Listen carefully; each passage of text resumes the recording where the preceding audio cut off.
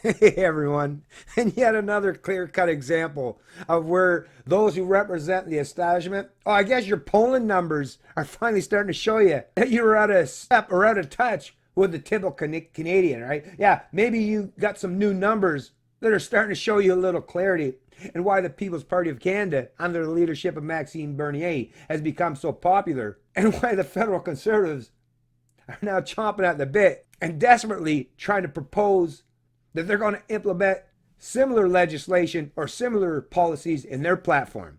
There's nothing more disturbing, hilarious, and pathetic than seeing someone who was constantly, like Scheer here, he constantly pointing out, oh, Bernie, he's so terrible. He's a racist. He's Trump-like. Or he's Islamophobe, or all the rhetoric, like people that represent the establishment party, and Scheer's one of them, painted how they tried to paint or portray Maxime Bernier for being against this kind of open border policy that Justin Trudeau and the federal Liberals have implemented, which has seen tens of thousands of people pour across the border illegally to come to this country. Yeah, I guess now they're finally getting the memo that actually the kind of policy platform or position that Maxime Bernier stands for, which is to greatly decrease not just the regular migration and the mass immigration to this country, but the illegal migration or so-called migrants or refugees who, like I say, are pouring across this border to the tune of tens of thousands per year. But make no mistake about it, folks, Maxime himself has even told us, because he was a party insider, he almost became the leader of the Conservative Party. So he's got a lot of in-depth knowledge on the inside of that party, and he basically has told us all that the Conservatives, they just run polling. They don't have any principles. Their policy and their platform is just to cater to votes. Basically the same kind of gameplay or methodology the Liberals have been using. Just constantly try to cater to or cozy up to special interest groups continually. Even though if you're cozying up or catering to a particular special interest group, you might have to change your narrative entirely to cater to a totally different group, which is what establishment politicians do. They have no principles. They have no courage or the convictions. They'll say whatever they've got to say to whoever they're speaking to, as long as it caters to their own internal biases. Whereas Maxime has been standing firmly and staunchly on his principles, which is why he and his party has been growing in popularity for the past year and is now threatening the ruling establishment and the status quo. And obviously, Scheer's taken notice.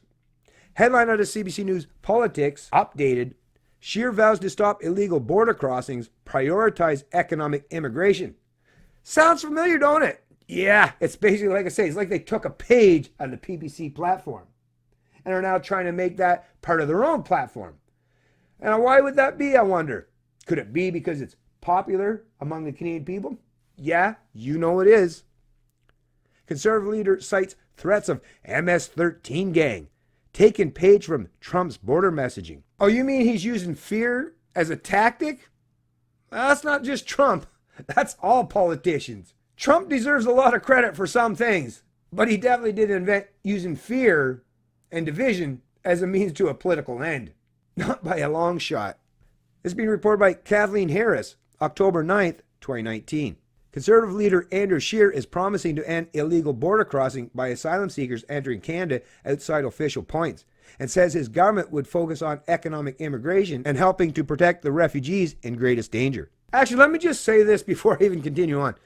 Even to Maxime Bernier and those who are now the candidates for the PPC, stop trying to promote this economic immigration bullshit, because, I mean, I get that you're probably catering to the corporate class and business owners, but the message that you're sending to the working class in this country when you constantly promote economic immigrants is, yeah, we want to keep your wages stagnant for even more than the 4+ decades that they already have been. That's not sending a good message to the working class.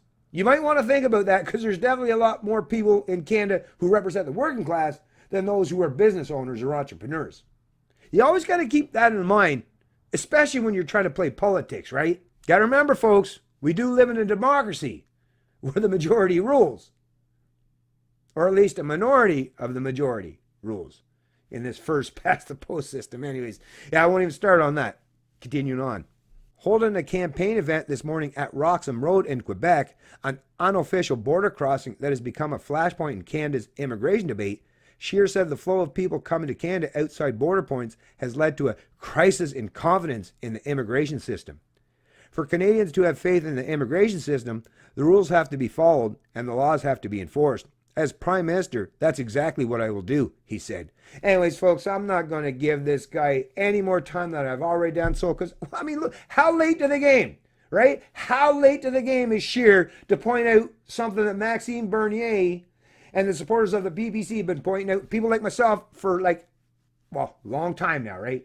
But, it's nice to Scheer to finally get caught up. Why? Because you recognize that you have to pivot that way to try to appeal to the voter base that you know damn well a lot of them are on side with the PPC. That's what it is. Really, at the end of the day, the Conservatives know that the PPC is not just going to eat part of their lunch, but the PPC is out there busy eating and taking a big old chunk out of a lot of the establishment party's lunch, which is why Maxime has now been focused or thrust into the focal point now, where those who represent the ruling establishment are now attacking him. But yet, at the other side of the mouth, they say, but the PPC or the political pundits, but they only have a couple percent of support.